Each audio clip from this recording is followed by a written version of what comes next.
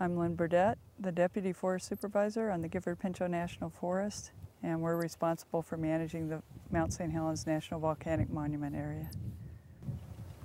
So Lynn, what do you think you may take away from this gathering, this encounter with the mountain and landscape of recovery that could inform or contribute to what you do back at home?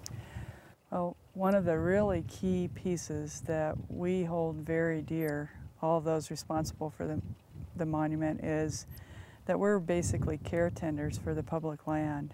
And one of our main roles is to connect people with public land and to find ways to help them engage and understand and value these places. And so for me, interacting with this broad network of folks has given me some new ideas, some new awarenesses about how people engage with the mountain, especially when they first come, and how the images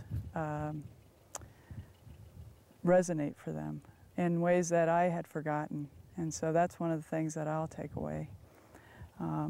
That deep core resonance with the land, with the power and the awesomeness of it, with the resilience of the processes.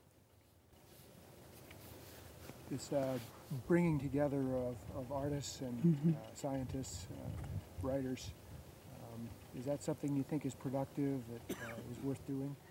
I do. I think it's, I don't know if it's been done before in this particular format, but I think bringing together this multidisciplinary group and cross-pollinating with different ways of thinking and of telling the stories is really, really valuable.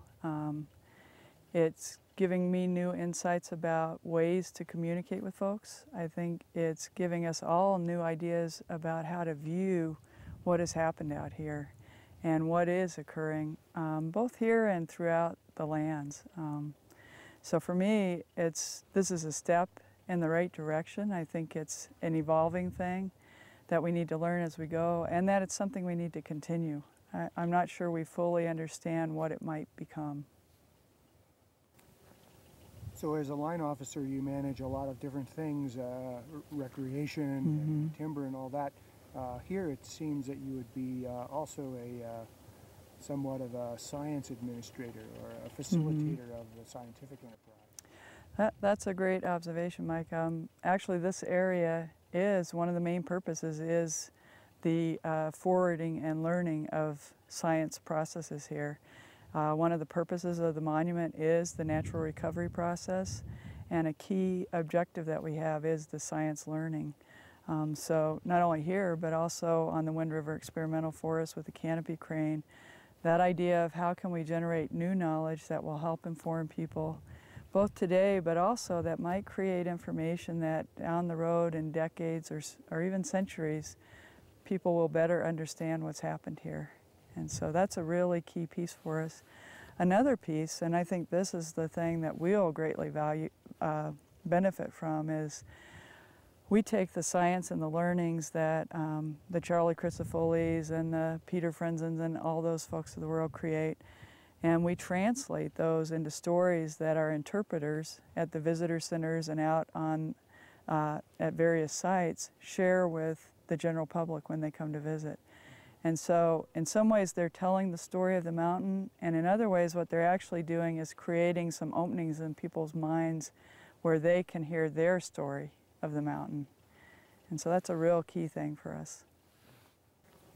A number of folks have made the observation that this will continue to have this kind of value for many years to come. So even though 25 years seems like a long time, well, it's really just the beginning of this process.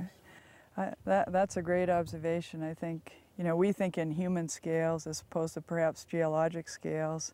And one of the things that I think this place reminds us of is that change is constant, and it happens at different geographic scales and different time scales. And we'll have the opportunity to learn from this for probably centuries to come. It's a place that has changed and evolved tremendously since 1980.